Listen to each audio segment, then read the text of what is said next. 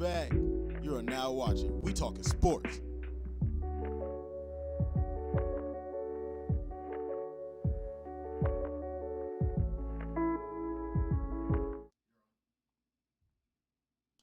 Hey, thanks for joining us again here at We Talkin' Sports.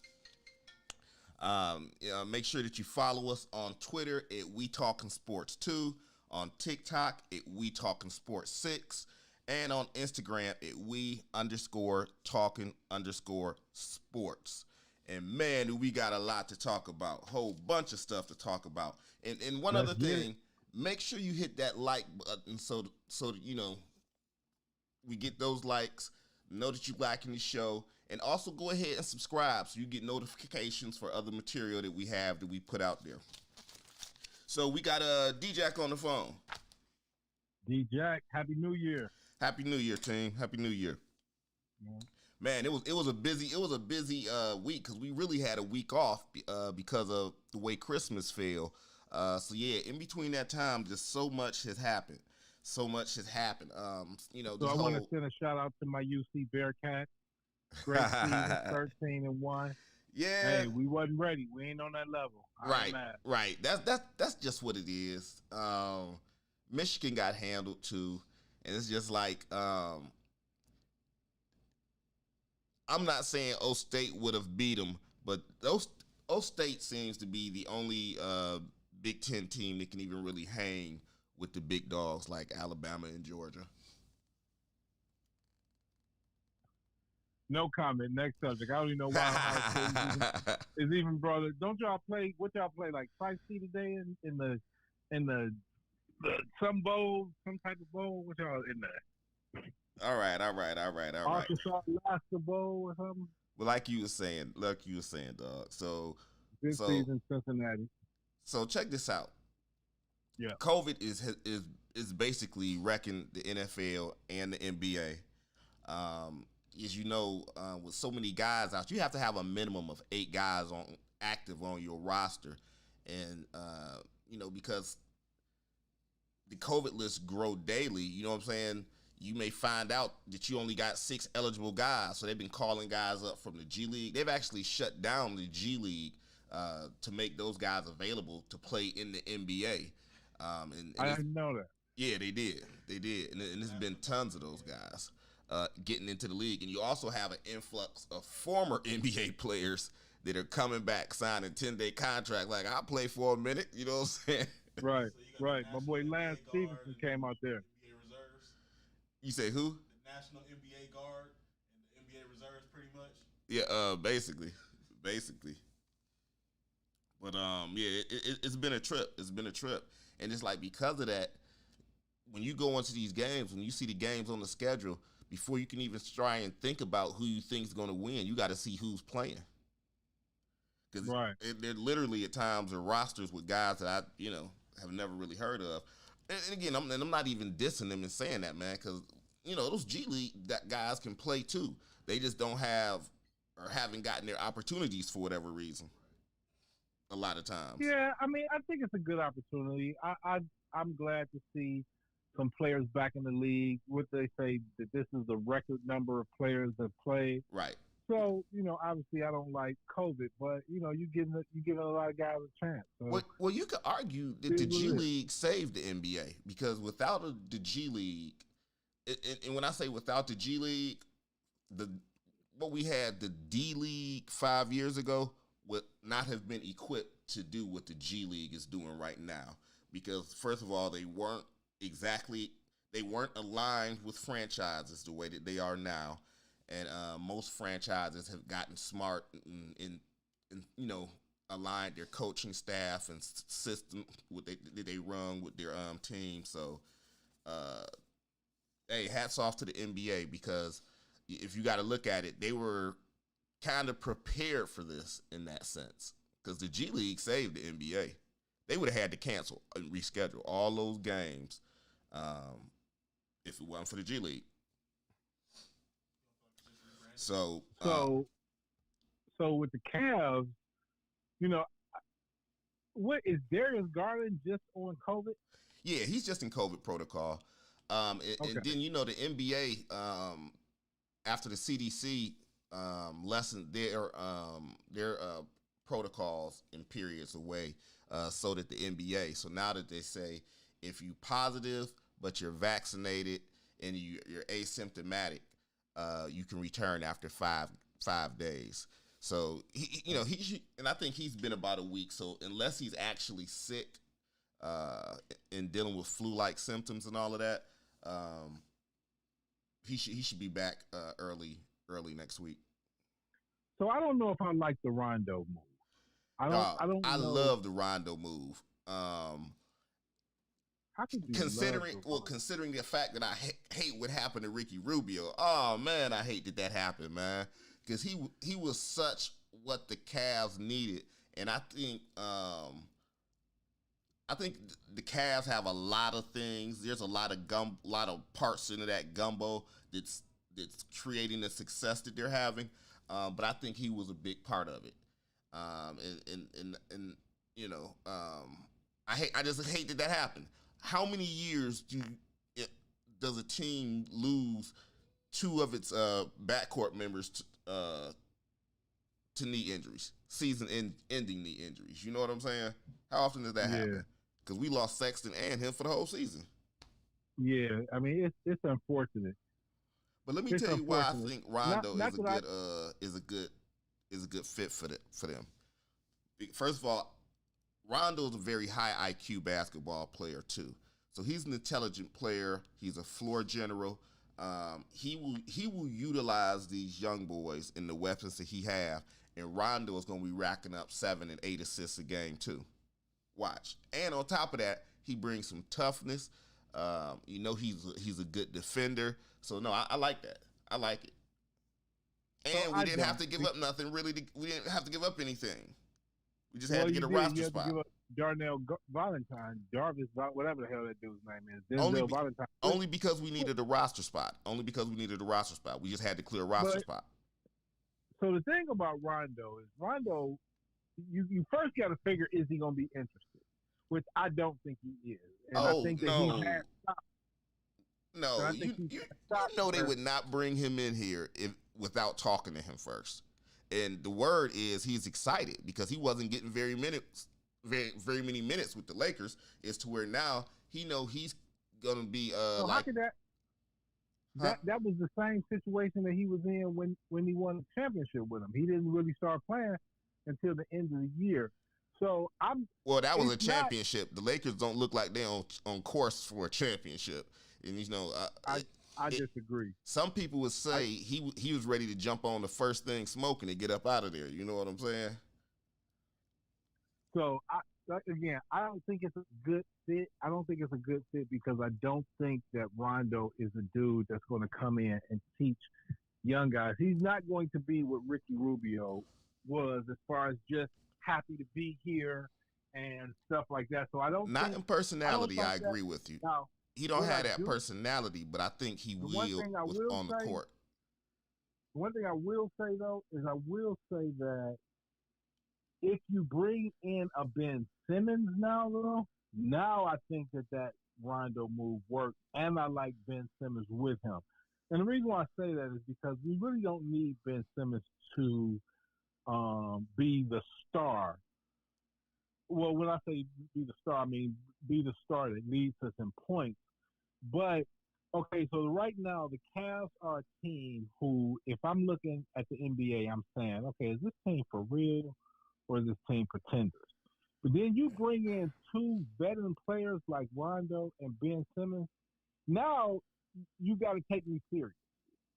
Now we're not just a collection of young dudes that's 3-4 years away. We are a team that have put our money up to say we're trying to win right now. Again, I think Ben Simmons is a very flawed player. But I do think that you bring in him, you bring in Rondo, who has some championship experience. I think that makes a huge difference. So, like I would say to that trade, I don't like the Rondo trade in by itself.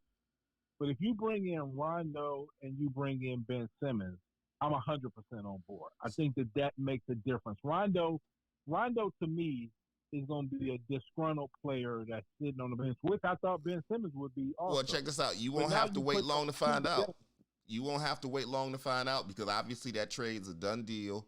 Rondo himself is coming out of COVID protocol. So you'll see him early next week. Along with Darius Garland. And what I predict is he will have a lot. He's going to play. He's going to get his minutes, and he's going to help this team. He's not the jovial personality that Ricky Rubio is, but he's a floor general. Because let me tell you what I saw immediately with Darius Garland playing before he went into protocol, and when he plays without Ricky Rubio, is our offense can get stagnant at times, and obviously they need their floor general. So in the absence of Ricky Rubio, Darius Garland is the only one that can get other people, create shots for other people, but also get his own shot. He's the only other person that can do that. So it's very important that, and you don't want to run Darius Garland into the ground where he's got to play 40 minutes a game because the offense starts to get stagnant because they don't really have a real floor, somebody that can create on the floor. That's why, again, when you talk about Ben Simmons, he could serve that purpose as well. I mean, we got Rajon Rondo to help with that now, but Ben Simmons could serve with that. He could serve that role as well. And to be honest with you, when I look at the Ben Simmons, I would like to add Ben Simmons to this, but at a limited opportunity cost. Excuse me. And what I mean by that is I don't want to give up any of our core.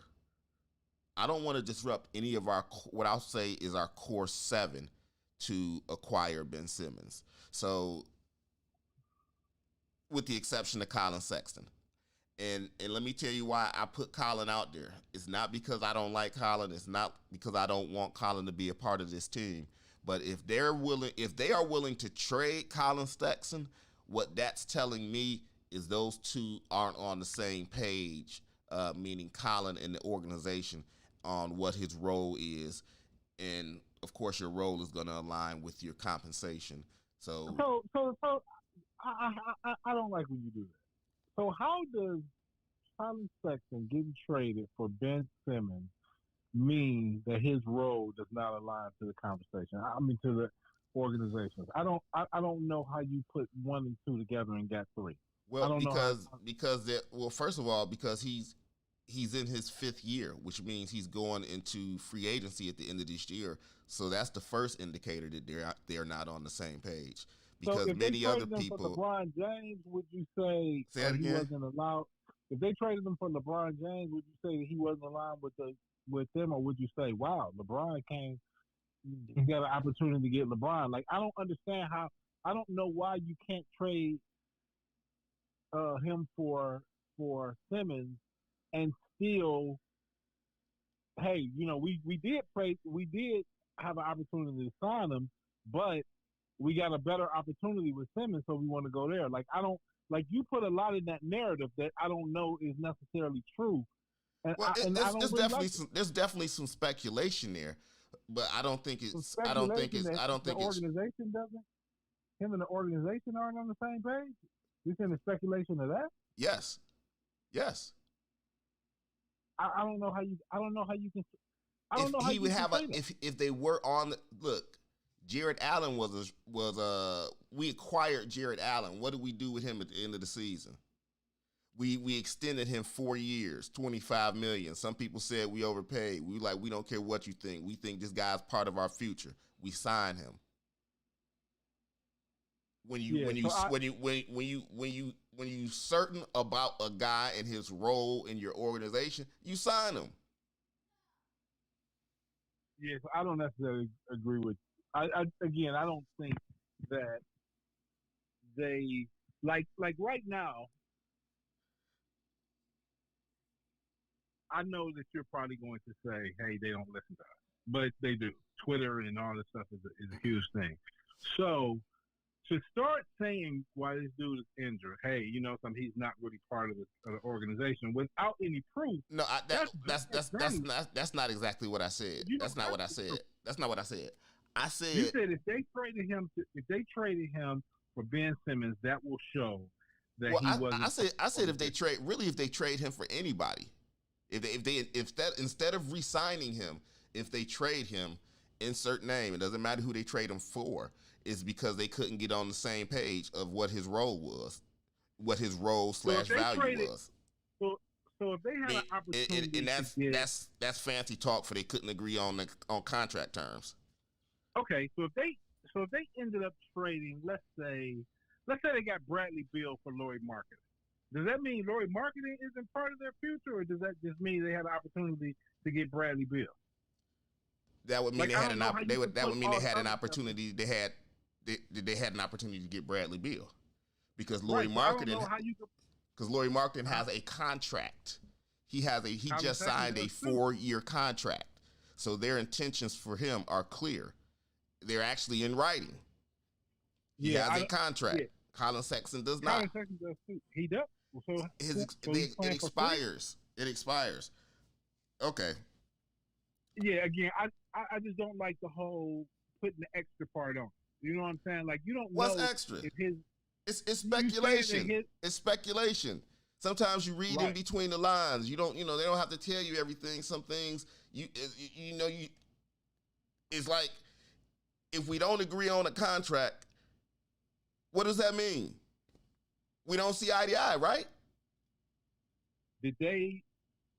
Again, I don't agree with that. I don't agree with that. But I think the point that we're making is about the Cavs and the moves that they can make this offseason. To me, when I look at them, and I'm not a Cavs hater. Wait a minute. Before you even get to this offseason, before the trade deadline. Yeah. I'm not a Cavs hater, but I'm a realist. Like to me, what you've seen these last 2 games is really what this team is. So how could you say that when they playing without a point guard? The point guard, hold on a second. No, that's not the same. Just saying everybody playing with somebody. Their starting point guard they met 2 hours before tip off, and you gonna say this is who they really are without their leading scorer, without the guy that leads them in assists, without the second leading guy in assists. I mean, come on now. Without Jared Allen, come on now. Didn't they have like a 21-point lead in that game? So okay, against the Pelicans. Okay. In the first quarter, yeah, they did. Against the Pelicans in the first quarter, yeah, they did. A 21-point in the first quarter lead don't mean nothing. Ask the Los Angeles Lakers, yeah. Yeah, 21-point lead in the first quarter don't mean nothing in the NBA. You know that. Okay. Well, like I said, this is my opinion. I believe that the Cavs are who they are. Like these last 2 games really show who they are. And so to me, if you just get Rondo, then you're pretty much going to be this for the rest of the season. And like I said, they've been playing above their heads, but like I've been contending for the longest, this ain't really basketball. Like the Atlanta Hawks, they are now saying, okay, we about to start playing basketball. But again, I said this probably 2-3 weeks ago. The story will write itself. Yep. It's not like I will be coming on here every week saying, I kind of told you because the story will write itself. That's no knock on the Cavs. That's not no knock on them. It's just the fact that, hey, everybody else is good too. Everybody else plays good basketball. You're not going to just put a pot of gumbo together and just say, bam, we one of the top teams in the league. It takes time. It takes development. It takes all of those things. Well, it depends on what you mean when you say top teams in the league. Are we a playoff team? Yes. I believe we are. First round. Huh? First round.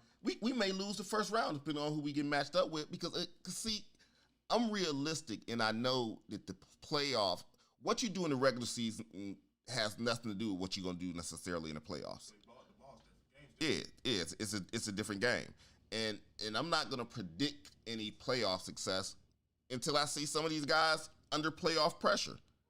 And how do you act after you didn't play a guy 3 nights and 5 days, and you know what I'm saying, and he know all your moves, and just you know what I'm saying.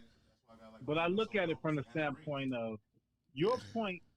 Your point the last time we talked about the Cavs was that they were a better team than Philly because you're going to lose Joel Embiid.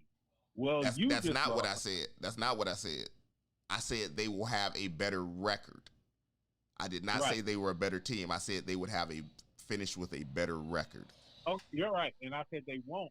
And you said, well, because you know Joel Embiid. And I said, well, that happens to everybody. So now it just happened to you. So Rubio was a very integral part of your team. Rajon Rondo is a way better player than Ricky Rubio. But you probably are not going to get out of Rajon Rondo what you got out of Ricky Rubio. Is Rajon Rondo going to be a second coach to Bernie Bickerstaff? Is he going to follow his lead? Or is Rajon Rondo going to say, well, why am I here? You know what I'm saying? Like I just left a team that I don't see it going. I don't see it going like that at all. I see Rondo come. I see Rondo within 2 games. He'll step in and give you very similar stats to what Ricky Rubio was giving you in terms of he's gonna come in, he's gonna move the ball, he's gonna score opportunistically, and he's gonna probably average 5-6 assists a game. He's gonna probably average like 11 points, 10, 11 points, 5-6 assists a game. And he gonna be because what you need one of the things that I noticed that JB does in clutch moments or if things get rocky, he goes to his veterans. And when I say his veterans, he would go to Ricky Rubio and Kevin Love. Now he's gonna go to Rajon Rondo and Kevin Love. So I guess I'm just the cynical one because the way I see it, you are. I don't even see Rondo finishing the season with the Cavs. I don't even see him finishing the season. I don't. Oh, so okay, cynical one. How about this? How do you feel about the rumors of LeBron James coming back to the Cavs and steering this young team to a championship? Yeah, I just don't know why you would do that if you're in the middle of trying to win an NBA championship. I don't know why would you just in the middle of the NBA, in the middle of the season say, so like let's say the season that he left to Miami. So and the speculation was at the All-Star game, him and Pat Riley started talking. We didn't believe that. We didn't think that was possible. So that weakens my argument, but I don't really think it weakens my argument. It does. Because the stock, right. But I'm saying you're giving a history of this. There's precedence. No, there's not precedent because the shock that we had was, wow, a player would not do that in the middle of the season. Now, you're talking about a team that is built to win right now. You're talking about an organization that it's not going very well. Things are not going very well. Things are not going very well. Okay. It's not going very well because Anthony Davis got hurt. So again, the thing about it is, you mean street clothes? I think in 1 month, nobody's going to be saying, hey, well, people here probably will still be saying, but nobody's going to be saying LeBron James is going to come to Cleveland. Well, I always thought he was coming back anyway. I always thought that eventually he would retire as a Cavalier. That's what I always thought. Cause I still think that. And I still think that he's going to bring I think him and Bronny will play on the same team as Cavaliers. I still think that's going to happen. Okay. And like I said, I've said that for years. The difference now is it's not that far away. I mean, isn't next year Bronny's senior year? So why would he leave Los Angeles? I guess is the biggest question. Like why? So I don't think Kareem look at their left. team. Look at their team. Look at their salary cap. But you still think they're going to turn it around, right? You still think they're going to turn it around this year? I do. You say look at their team. Like, do you think their team is not? You think our team is better than their team? Like, seriously, do you really think that the Cleveland Cavaliers? Let me break it down. Let me break it down for you. Okay. Basketball is a young man's game. So what these teams do when you see a team full of dudes you used to have poster of is you run them. You run them. And these dudes is older. They already paid. Some of them already got rings. They don't give you this is evidenced by how hard these G League dudes play. When dudes is really hungry and they got something to prove, they play hard. And when you get a team full of older veteran players with varying degrees of success and championships on the roster, it just doesn't work. You can go back. You can hold on a second. No, this is not like, that's a terrible comparison.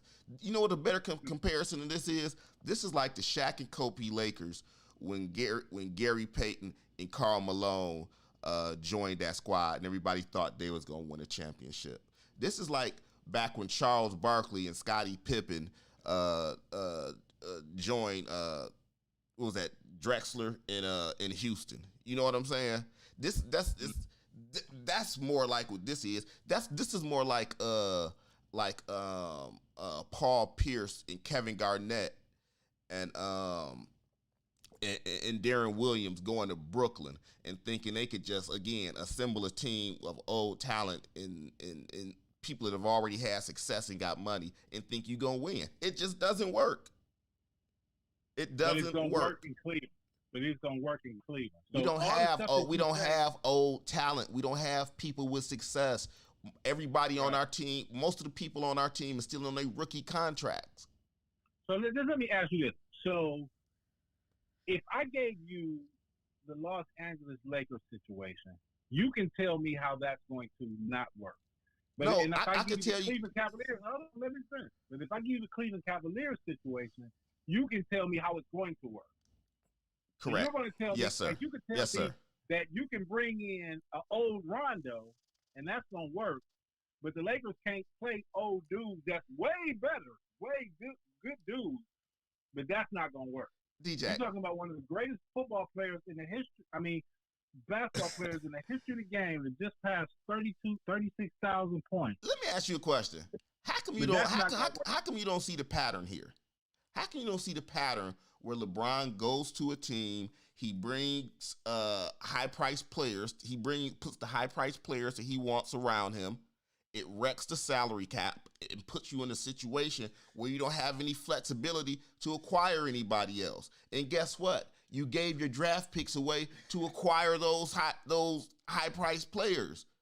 It's happened. It's happened 3 different times already. I don't remember him being in that situation. When was he in that situation? In Cleveland? When? They didn't get Miami. Players. They got the biggest name free agent they signed in Cleveland was Antoine Jameson. So I don't know what you're saying. I'm talking about in Cleveland this last time he left. And again, I'm not blaming him. That's his process. That's his process. He doesn't want young players to groom and develop. He wants established players. And when you get established players, they eat up your salary cap. Like I said, why you acting like I'm making this up? Why are you acting like I'm making this up? You are. Because when he's going to come to Cleveland, he's going to be like, oh, but now I don't want established players. So when he comes to Cleveland, he's going to – you're saying that LeBron James right now wants established players to play with him. But you're saying he's going to come to Cleveland where we don't have any established players, but he's just going to say, hey, established players, smashed players. This is just, I want to be in Cleveland is bad. It would be a better hand than to continue to run with this Lakers squad that's going nowhere. This Lakers squad is going nowhere. They got Chris Rock in. Well, I'm not talking about this year. I'm not talking about this year. And maybe not even next year. Maybe not even next year. It may be a year and a half out, but it will happen. It will happen. And we got this here on tape. So you know what I'm saying? It will happen. But hey, check this out too though. Just real quick as we wrap up our NBA segment. That point guard, Brandon Goodwin, the one that the Cavs signed to a 10-day contract, and he started at point guard. Or no, he didn't start for us, but he came off the bench and played significant minutes, and had just joined the team like 2-3 hours earlier. He looked pretty good to me. Yeah, he looked good. look good really means that he knew how to play point guard. I'm not trying to say right, that. right. Just somebody, he looks serviceable. You know what I'm saying? Because, like, 4 rebounds, 6 assists. say it again. 13 points, 4 rebounds, 6 assists. Yeah. But he looked like he knew what he was doing out there. And to be honest with you, I like the pace he played at as compared to Pankos. Because, like, the whole time he'd be bringing the ball up court, he was pressing it. And again, that's some of that G League stuff that I was talking about earlier. These guys play hard because they trying to just what they trying to get. You know what I'm saying? They want a contract. But to me, go ahead. So you're not really talking about anybody. You know what I'm saying? Like, okay, this dude played a basketball game.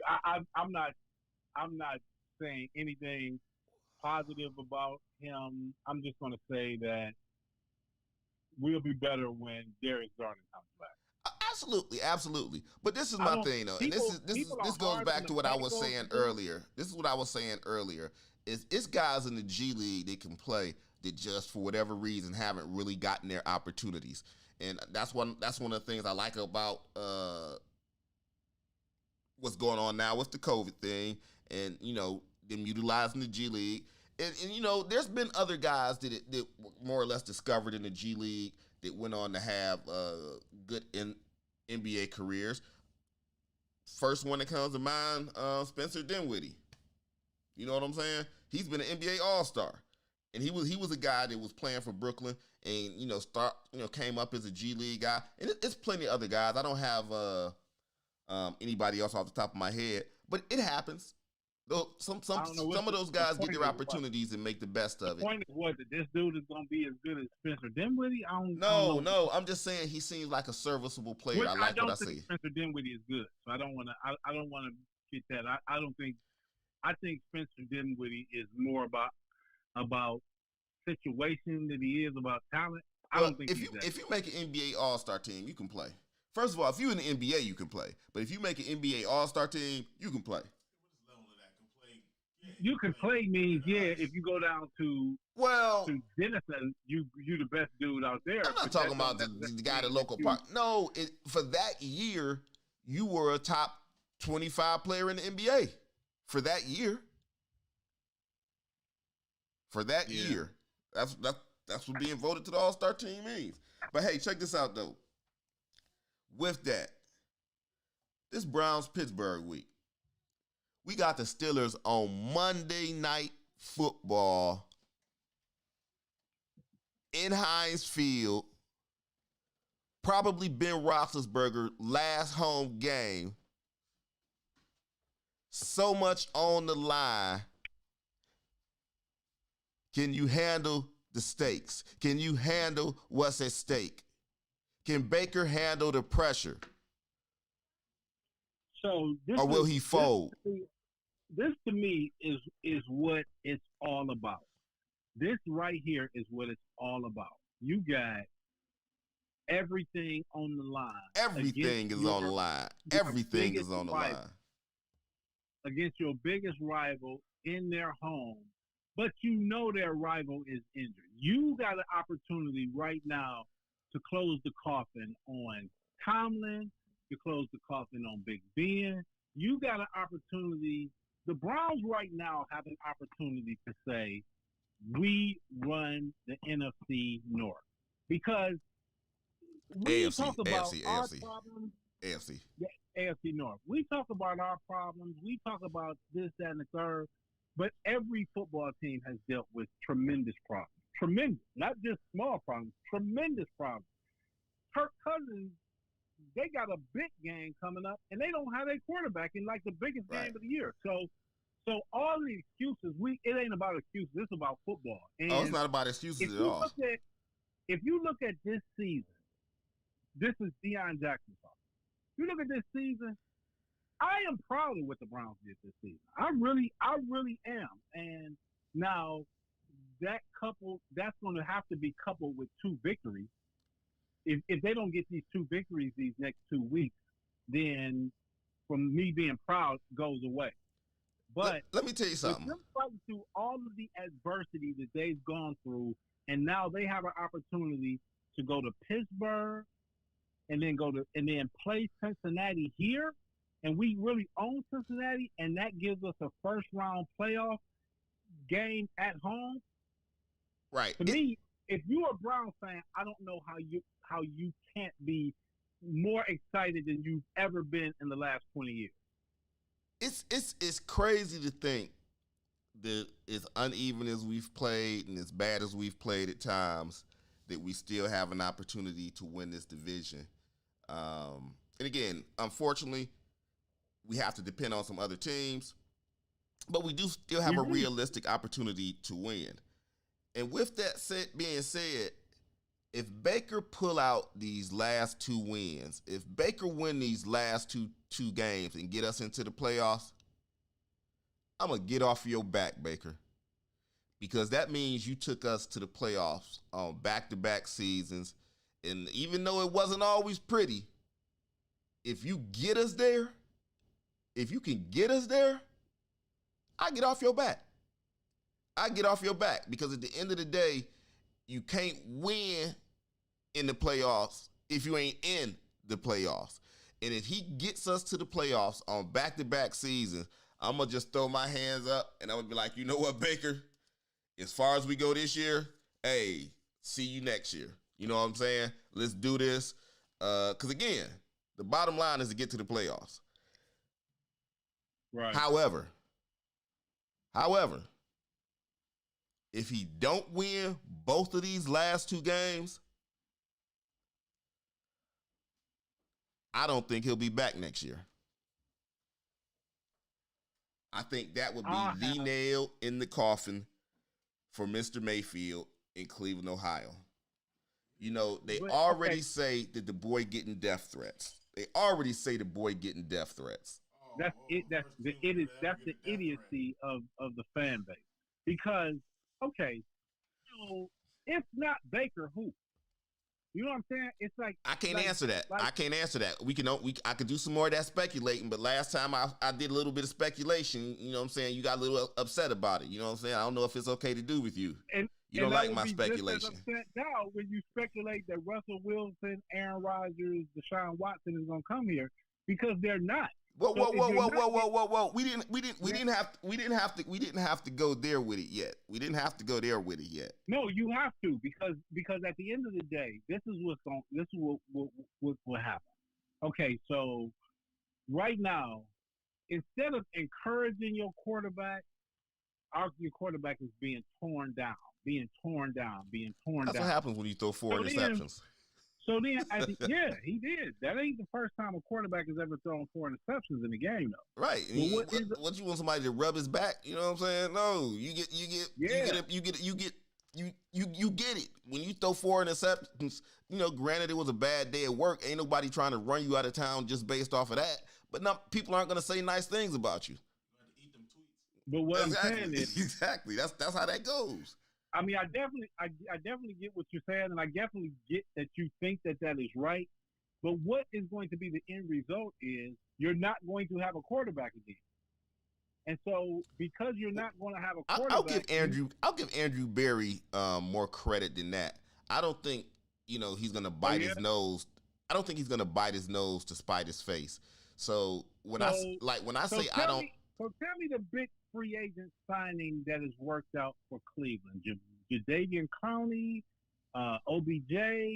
Tell me when did Johnson do from the Rams? Tell me when this I think they've all worked out. I think all of those. I think all of those have worked out. You can okay. If you say the OBJ one didn't work out, then okay. But I think the Jadeveon Clowney has worked out. I think the John Johnson is working out. Let me see, who else did he sign? I think the Jack Conklin is working out. Jack Conklin was a good free agent pickup. Jack Conklin, I will give you Jack Conklin as a good free agent pickup. But I think the thing that I'm pretty much saying is that you got a good quarterback. You know, it's 32 quarterbacks in this league, starting quarterbacks in this league. You don't have the worst. You might not have the best, but you don't have the worst. But you got one of the best running backs. You got a good offensive line. You got things to where if you keep the quarterback position in flux, you don't have nothing. Well, look. If you keep a quarterback and keep him playing and keep him as your dude, then you can become good. Then you can become bad, and you can become good again. You can become bad. That's the NFL. Well, And so to me, no. That's the NFL if you're not trying to win. But when you're trying to win and you think you've assembled a roster that can compete from every position, and the only area that you really missing is the quarterback position, you try and upgrade that position if you can. Now, I'm realistic. I am realistic, okay? I don't think there's any way that Aaron Rodgers is coming to Cleveland. But I do think there's a small, be it a small one, shot at Russell Wilson. Small one. And I also think, I don't think that story about the Browns and Deshaun Watson would have leaked for nothing. And that was leaked by by very credible sources. Please tell me what the story was that leaked. Was it his charges went away? What was the story that leaked? That the Browns are interested in the will be players in the Deshaun Watson sweepstakes this offseason. Now, he did say he doesn't know if they will stay in it and go all the way to the end and how deeply they're committed to it, but he was like they would definitely be players in it. Who is he? Who is he? He's what they call an NFL insider. That's what they call him. He's an NFL insider. And I guess the point that I'm trying to make with that is I don't think he would have, like, he has enough credibility and he's been doing this long enough, and that I don't think he would have said that for nothing. And at the end of the day, was he the same dude that said that he was going to the Miami too? Because it was just that he was going to Miami until Tua started playing better. So he didn't say where he was going. He didn't say where he was going. He just said there'll be players. So my point is, I think when you ask me what big free agent we were going to get or what big trade we were going to make, I do think there's an outside chance that they could pull that off. And this is why I say there's an outside chance they could pull that off. Is because if there's one, as bad as Baker has played this year, if there's one place he can go and be welcome, and they'll get to talking about how they can fix his footwork, they can put him in a better system, and yada yada and yada yada, it's Texas. So you know what I'm saying? You can sell that to the Houston, Texas, to the Texas fan base, and it would sell a bunch of jerseys. He'd be welcome with open arms. Right. And I'm not just saying you just trade him heads up for Deshaun Watson, but you could do some things with some Baker and some draft picks, and they have a quarterback. Again, I'm not saying all of their questions are answered. And I don't even think that they would think that, but they would be thinking, okay, at least until we do find our quarterback, we got us some draft picks and we got us a guy that can put some butts in the seat. Okay, well, I look at it like this. So we got three different choices. We got get Deshaun. So let's just say you said Deshaun Watson and Russell Wilson. So let's just put both of them together. So we can either get Deshaun Watson or Russell Wilson. We could keep Baker Mayfield, or we can go in quarterback purgatory. So to me, the chances of you getting Deshaun Watson and the other dude is like real small. And so why even risk? Because if you go through the whole offseason with this whole Deshaun Watson thing, then you damage your quarterback. But this is what you do though, dog. So what you end up doing is you end up in a situation where, well, damn, we didn't get Deshaun Watson, but now Baker is pissed. So now we don't have a quarterback. Oh, okay. Well, let's sign Brandon Wheaton, or let's draft. What was the dude that was from USC that Hugh Jackson said, "Trust me on this"? Cody Kessler. Like we've had Cody Kessler and Brandon Wheaton and all these dudes, and we got a dude that go out and lay it on the line for us every week. A dude that we know that can ball. The dude that we was about to make the fucking mayor of the city after his rookie year. We had dudes walking around with Baker hats on and all this and all that. Like, you change too quickly. Like, be patient. This dude is a good number one. Not with he's a good quarterbacks. Not with quarterback. quarterbacks. Number two, you will not get another quarterback. They get paid. They get paid too much. They get paid too much money. So it's like when you go through your rookie contract, if you haven't convinced us that you're worthy of an extension, we got to move on, because the extensions are like for almost $40 million a year, and it'd be like 110, 120 million guaranteed, and you don't. You got to move on, as if that is just like it's like it's an option. Like, okay, we got to move on, so let's just go get Dak Prescott from Dallas. No. Let me give you. Let me explain to you. Let me explain to you. So you asked me what high profile free agents or trades could we get, and that's why I went down the whole route of the Russell Wilson, Deshaun Watson stuff. That's pie in the sky. That's if everything goes great. That's if, you know what I'm saying. That's if it's just in the cards for us to win. Now, more realistic options. Okay, we can go into that category. Yeah, Kirk Cousins is a free agent this year. You got guys out here like Mitch Trubisky, Marcus Mariota. You sign guys like that who you don't necessarily expect to set the world on fire, but they can run your offense. And then you take your number one pick and you get the best quarterback you can in what's not supposed to be a good NFL quarterback draft. But you get a guy thinking, okay, we can literally sit him for the year because we don't plan on starting him because he's coming in just to learn and grow, because we signed Marcus Mariota as our starter. We signed Mitch Trubisky as our starter. We signed Kirk Cousins as our starter. That's a more realistic scenario. I guess what I'm saying is, well, Mariota never really got his next chance. You have not named one quarterback that's better than Baker Mayfield. Well, it's not about them being. It's not about them being. This is like the Colin Sexton thing that I was saying earlier, and you got it didn't sit well with you. But I don't think that you be looking at these from a business standpoint. It's you know what the difference with the quarterbacks I named. They're not going to expect to get paid $40 million a year. They know they're not getting nowhere near that. Nope. You can get those guys. You can get those guys. You can get those guys for around $10 million a year, and that's right, because they're not going to win football games. Okay. So yeah, you can. We can sign them to Brandon Wheaton.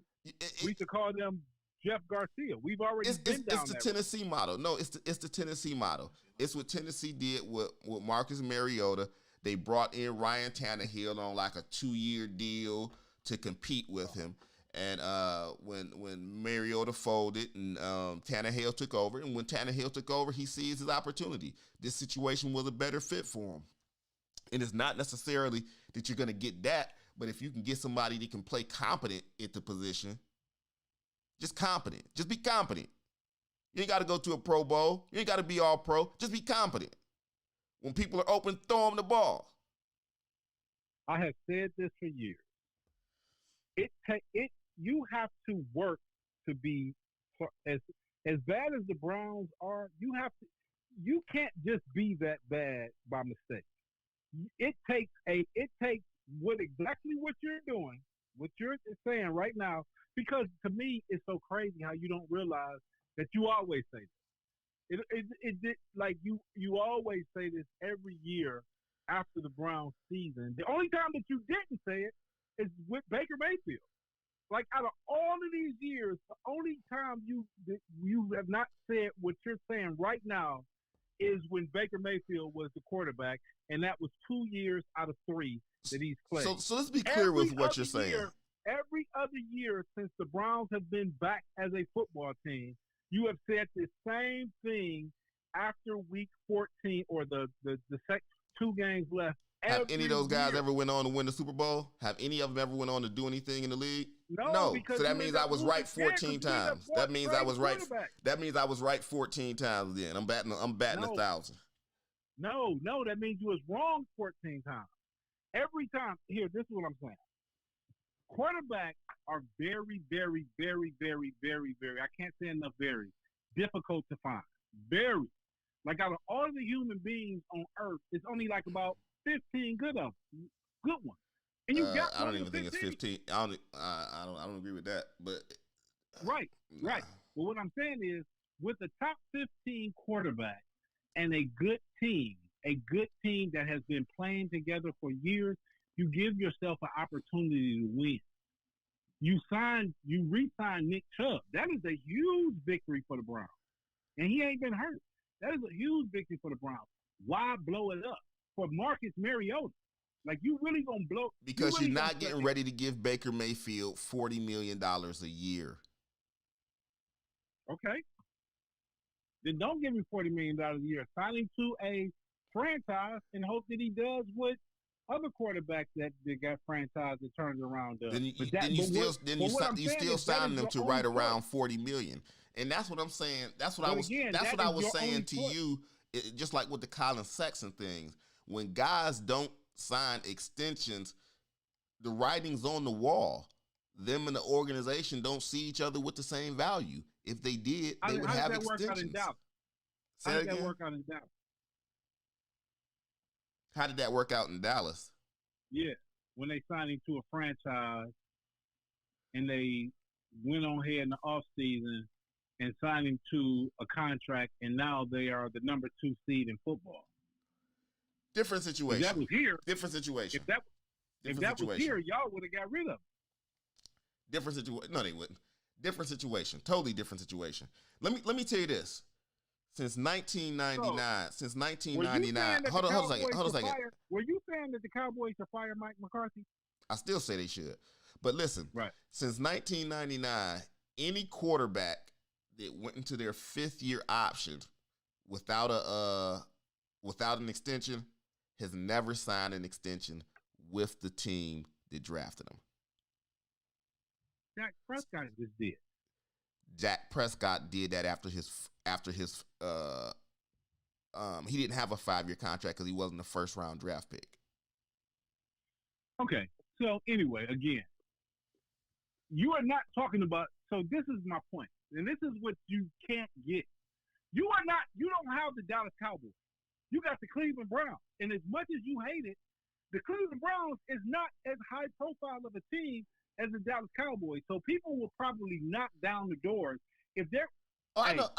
Jerry got a bigger wallet. Jerry got a bigger wallet. Okay.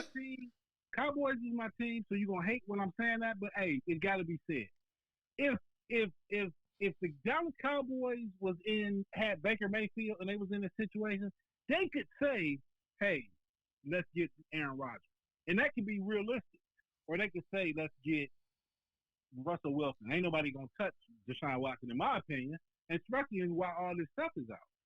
So, but that's not your situation. Your situation is you have played this game for 22 years.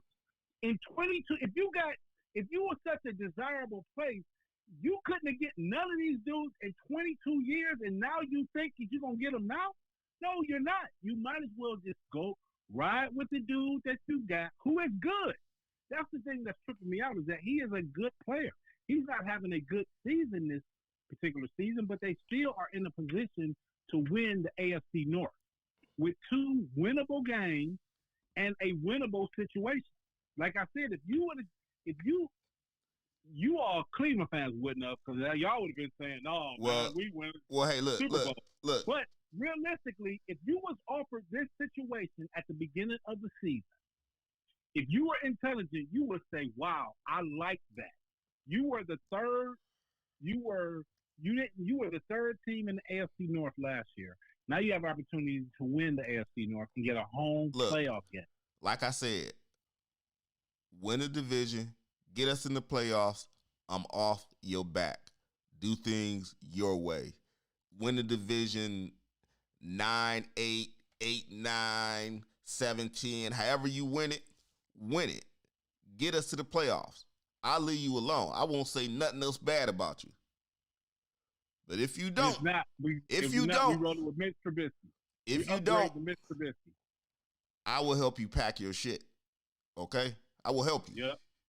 I will help you. Because Mitch Trubisky is on. You got to win these last 2 games, Baker. Too much is given, much is expected. All right. So, hey, speaking of that, Denzel has definitely done himself a favor because he's been balling this year and making that Pro Bowl, which means he has 2 Pro Bowls under his rookie contract. So he's eligible for that high end extension. Balling pays off. Baker. Watch Denzel. But I'm telling you, dog. I hope at the end of the day, the Browns win these 2 games, and y'all go back to y'all telling me that Baker Mayfield is the best quarterback in the NFL. I can't, because y'all switched that quick. Because we used to have an argument where you used to tell me that Baker was better than Dak. Now you probably, because you hate Dallas, would probably say no, but now you wouldn't say that. Like you flipped that quick. I never said that. Oh my God! I never said that. You telling me that you did not say that Baker Mayfield was a better quarterback than Dak Prescott? I didn't say that. I didn't say that. Who do we ask that? We actually called somebody and asked him that question. Okay, you did say that. I guarantee you say that. And the point is that you switch that quick. It ain't just you. It's just a fan spirit. Y'all switch that quick. You love somebody and then boom, worst person in the world. And my point is that doing it this time will wipe away all the 1-31 that Hugh Jackson had to suffer to get to this point. You went through it's all in Andrew. It's all in Andrew Berry's hands. It's all on how Andrew Berry played. Because the only way that you get a good quarterback is be one of the worst teams in football, and you got to draft it. So let me ask you this then. So by your theory, by the way you think and the way you see things, Kansas City should have stuck with Alex Smith, and they shouldn't have drafted Patrick Mahomes, right? No, Kansas City didn't draft Alex Smith. So but he had been there for years, and he was taking them to the playoffs. But the point is Kansas City had a plan in place, and Alex Smith was their bridge until they got to where they are. We have a plan in place. Oh, so how about Chicago and Mitch Trubisky? Mayfield is our Patrick Mahomes. How about Chicago and Mitch Trubisky? How about Chicago? How about Chicago and Mitch Trubisky? Yeah, it didn't work, and so they went to another place. And I'm just saying, doesn't that look very similar to what's going on now with Baker, in the sense that, you know, one of the things with salaries in the NFL now is with the rookie pay scale, is you're not buried under a quarterback if they don't meet your expectations after their rookie contract. You can move on from them without restricting your organization financially. There's a part 2 to that though too. So yeah, you can move on to quarterback, but that doesn't necessarily mean that you're going to get a good quarterback. It doesn't. So you can move on to him. You can move on from him. Yeah. It doesn't. I mean, you know what I'm saying? That's on you to scout and to identify. It looked like the Ravens are able to do that. You know what I'm saying? That guy they got, what's his name? Tyler Hunter, that quarterback that they had that's backing up Lamar Jackson. He looked. You say Huntley. Right. Yeah, he looked like he a player. I mean, you know what I'm saying? It's about finding talent. When you say so when you say he looks like he's a player, you're not saying that he looks like he's better than Baker Mayfield, though. You're not saying that, right? I mean, the sample size isn't even big enough to begin to compare. All I'm saying is, under the circumstances, first NFL start on the road, yada yada. He at Lambeau Field, he's handled himself well. That's all I'm saying. And granted, you know, it's not much film on him. They haven't had opportunity to look at his tendencies, yada yada. But I'm just saying. So again, dog, at the end of the day, and I guess I want to just definitely leave it with this. You have a quarterback. You don't want to go in quarterback purgatory. Let's praise our quarterback. Let's encourage our quarterback. Let's stop sending death threats and doing our usual Cleveland. We hate you one minute. That ain't cool. That ain't cool. The death threat stuff ain't cool. I get that. That ain't cool. Because the alternative is you will not have a quarterback. Like, there is no plan in place. But right now it feels like we don't have a quarterback. When you play that bad, we don't have a quarterback. When you throw 4 interceptions, we don't have a quarterback. When you're leading receiver, when you're leading receiver, hold on a second. When your leading receiver in week 15 has 350 yards receiving and 2 touchdowns. This ain't 1964. You know what I'm saying? This 2022. Okay. How your leading receiver? Cooper Kupp about to go over two G's. He about to go 2 G's. He gonna have more than all. Well, he already got more than all our receivers added up. I hear you. That don't sound ridiculous to you? What sounds ridiculous is taking the chance of going back into quarterback purgatory. So everything else. One receiver got more receiving yards than our entire receiving corps, and you could add the tight ends with them too, adding the tight ends and the receiver, and they ain't done what Cooper Kupp has done. Yet you don't think we have a problem.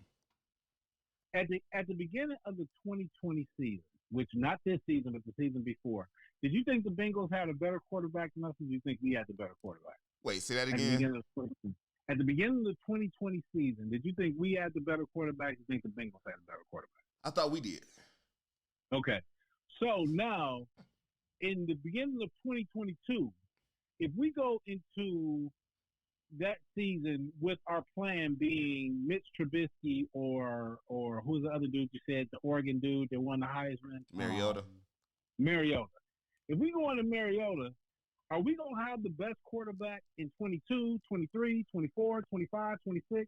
Or are we going to have a better quarterback than Joe Burrow after we go 0-something again? Well, you use one of those guys. No, you use one of those guys as a bridge quarterback while you draft somebody.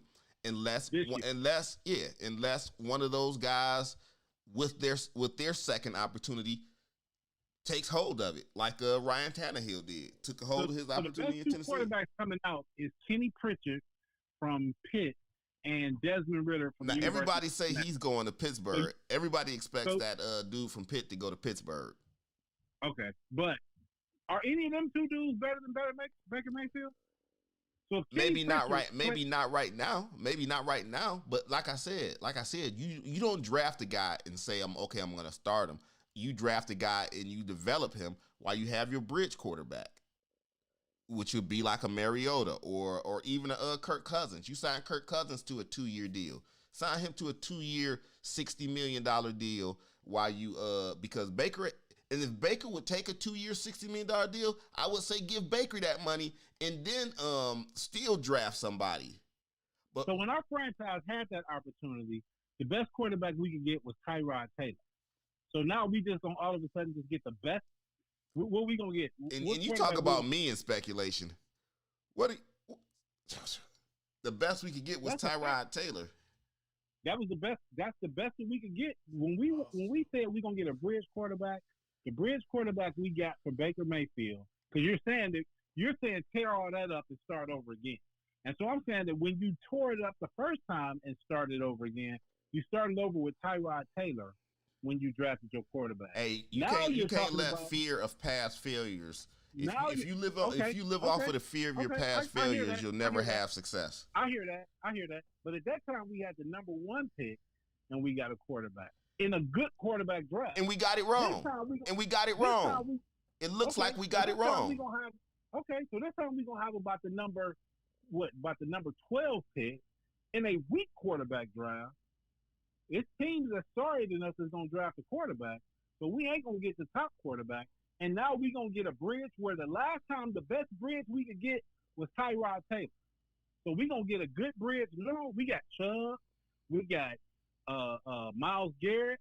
We got all these players. Denzel, we got all these players right now. And we're going to just say, yeah, we're going to go Trubisky and a third quarterback under Desmond Ritter, and we're going to just get rid of Baker. Yeah, that makes a lot of sense. Okay. Well, hey, check this out. We are about out of time, but I'm going to tell you this. In closing, dog, I want Baker to be successful. I want him to win these last 2 games. I want to stop talking dirty about the boy. But it's coming down to the way things play out these last 2 games. Monday night game. It's a big game. Again, death threats and all of that foolishness is just that, just foolishness. I'm not down with any of that. But yeah, let's go Browns. You know what I'm saying? To see, we still everything we wanted this season is still right in front of us. Let's go get it. Yep. Right. So so with that, we're gonna wrap it up, and we'll talk to you guys next week on We Talking Sports. Let's go Browns. Woo.